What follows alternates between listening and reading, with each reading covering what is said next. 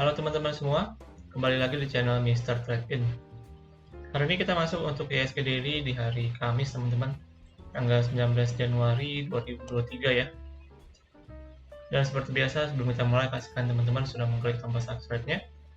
Dan jangan lupa untuk follow Instagram kita ya, di @mrtradein teman-teman. Nah, yang pertama saya akan bahas dulu dari suku bunga teman-teman ya. Yang tadi siang itu jam 2:30 dirilis datanya dari Bank Indonesia yang naik 25 basis poin teman-teman, menjadi sekarang 5,75%, dan tentu ini tujuannya untuk menekan laju inflasi ya, dan juga untuk menjaga stabilitas dari rupiah kita teman-teman. Kemudian dari indeks kita hari ini cukup lumayan menguat teman-teman, 0,8% ya. Ini bagusnya dia kembali ke atas level 6.820 nih. Kemudian dari sektor sendiri, hari ini yang terdampak dari kenaikan suku bunga kita lihat dari sektor industri teman-teman, khususnya dari bidang otomotif ya, yang cukup mengalami penguatan, dan juga dari sektor properti teman-teman. Karena kita tahu ketika suku bunga naik, maka secara bunga KPR sendiri akan meningkat teman-teman. Nah, kita lihat dulu untuk banking kita ya. Bank BCA hari ini 8.325, menguat 0,3%. Kemudian Bank Mandiri 9.750, ini cukup lumayan teman-teman, menguat 2%-an. Lalu untuk Bank BNI 8.950, menguat 0,85%. Kemudian Bank BRI 4.610, menguat 0,22%. Lalu untuk kurs rupiah sendiri hari ini terhadap dolar masih di angka 15.132 ya, masih sekitar 15.100-an teman-teman. Nah, selanjutnya kita lihat langsung aja ke teknikal ya. Di sini dari chartingnya IHSG, kita lihat untuk candle hari ini teman-teman, candlenya cukup bagus, hijau pekat, artinya bayarnya cukup dominan hari ini ya, dan juga kembali ke atas level 6.800. So far so good.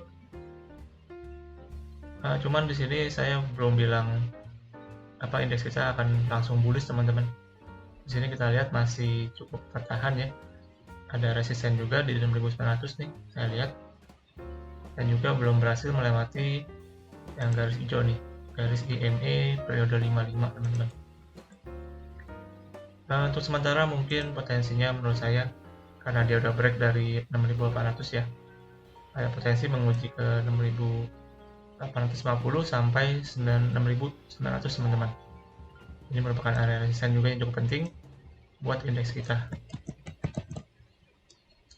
Cuman kalau saya lihat di time frame 15 menit ya, di sini kalau saya lihat secara time frame yang kecil, kalau sebelumnya kan di sini saya lihat ada bullish divergence teman-teman, di mana harganya membentuk low, tapi secara indikator momentum membentuk higher ya. Nah, sekarang posisinya kebalik teman-teman. Di sini terjadi bearish divergence maksudnya, yang dimana secara harga lebih tinggi, namun secara momentum MACD-nya tuh lebih rendah teman-teman. Nah, ini yang saya khawatirkan dalam jangka waktu dekat mungkin akan terjadi koreksi dulu teman-teman.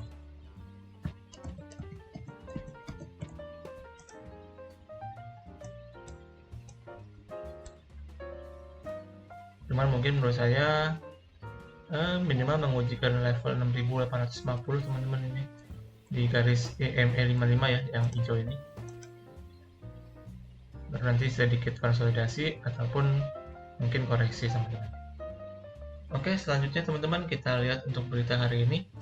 Yang pertama dari XL Axiata ya, yang dimana di sini kita tahu XL telah merampungkan proses rights issue-nya dan berhasil menghimpun dana sebesar 5 triliun rupiah.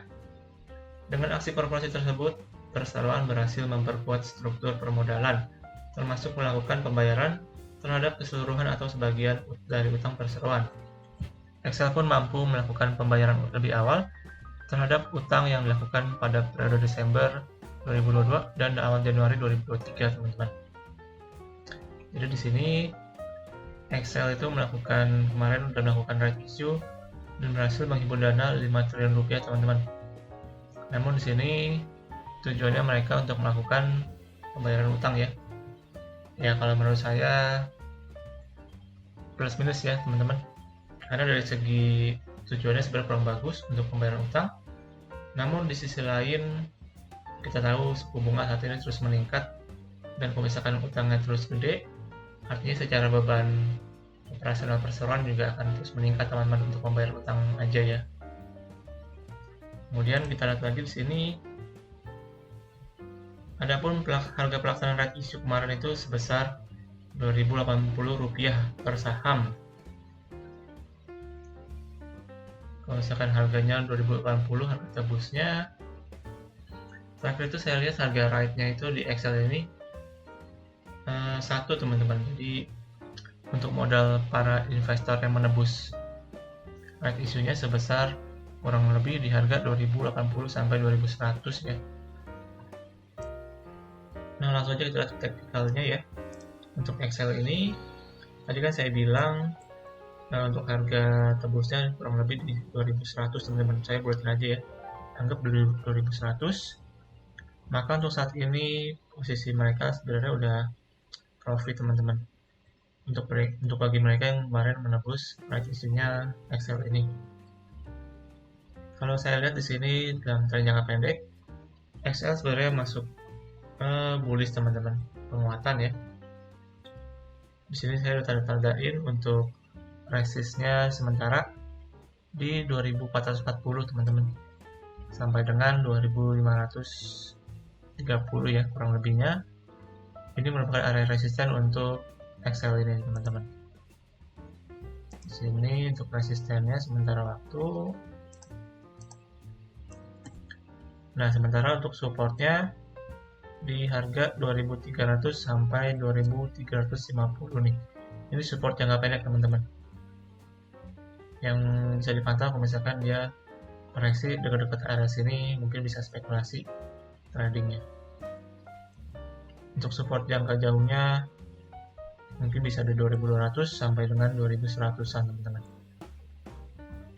Nah cuman kalau saya lihat jangka panjang, jangka menengah ya, dalam time frame weekly sebenarnya masih tergolong koreksi teman-teman. Secara jangka menengah masih dalam fase bearish. Di sini saya lihat masih dalam hanya proses untuk menguji resist ya atau pullback. Kalau saya mungkin prefer ketika dia balik ke harga 2550 ke atas teman-teman. Nah di sini baru saya bisa bilang untuk SL ini trennya akan kembali bullish teman-teman dalam jangka menengah maupun panjang ya. Namun untuk saat ini mungkin penguatan masih mungkin terjadi dalam jangka pendek teman-teman, mungkin menguji ke sekitar level 2500-an ya. Selanjutnya kita akan lihat untuk berita yang kedua hari ini teman-teman. Ini dari Metrodata ya atau MTDL yang mengincar pendapatan sebesar 1 triliun rupiah di sepanjang tahun 2023 teman-teman.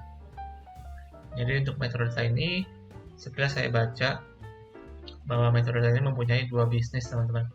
Yang pertama itu dari bisnis solusi dan konsultasi ya, yang dimana salah satu lini bisnisnya adalah cloud service yang pertumbuhannya mencapai 63% year on year di kuartal 3 2022, yang diperkirakan secara pendapatan akan terus naik karena didukung oleh tren beralihnya ke langganan berbasis cloud yang semakin banyak diminati masyarakat.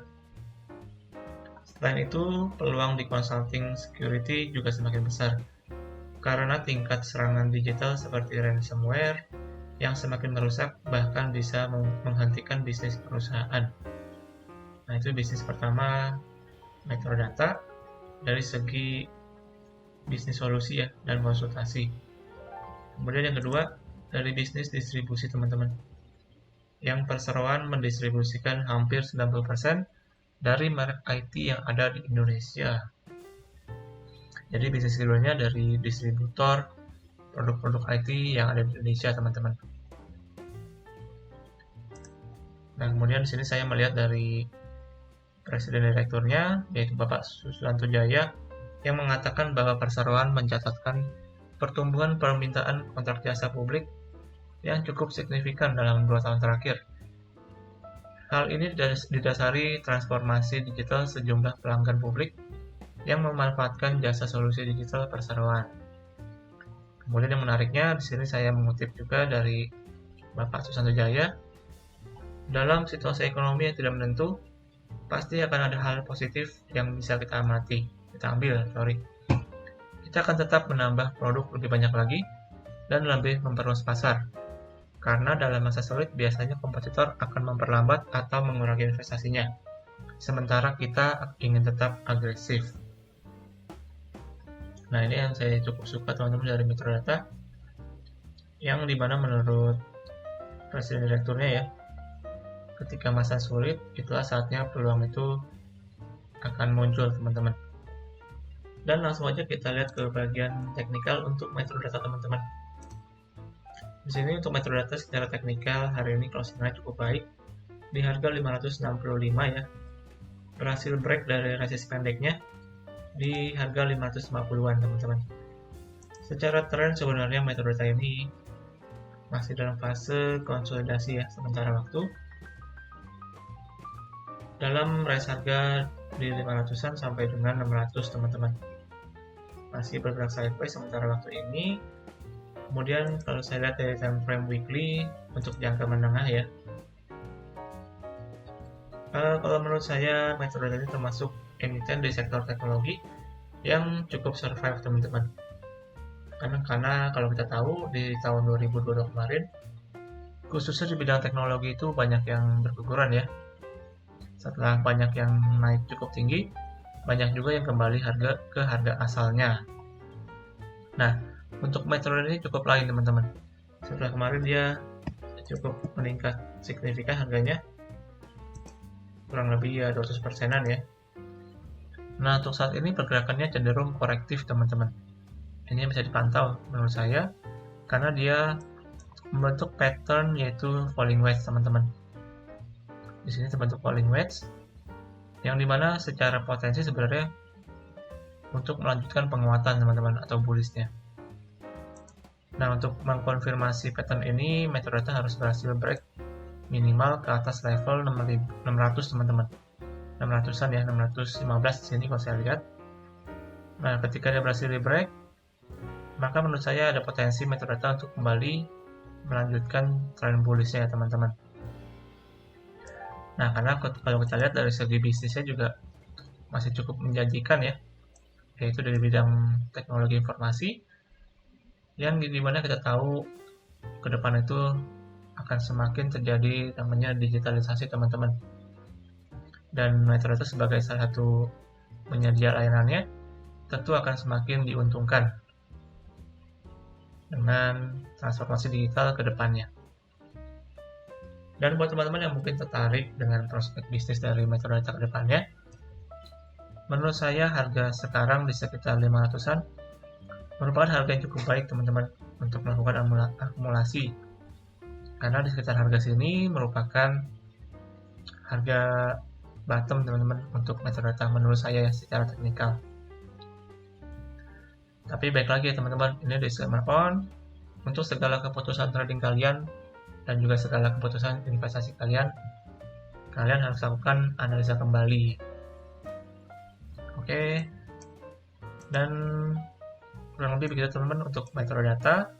Dan juga berakhir untuk pembahasan ISG Daily untuk hari ini ya. Terima kasih buat teman-teman yang sudah menonton sampai akhir. Jangan lupa memberikan like di video ini. Akhir kata, sampai jumpa di video selanjutnya. Salam trade in.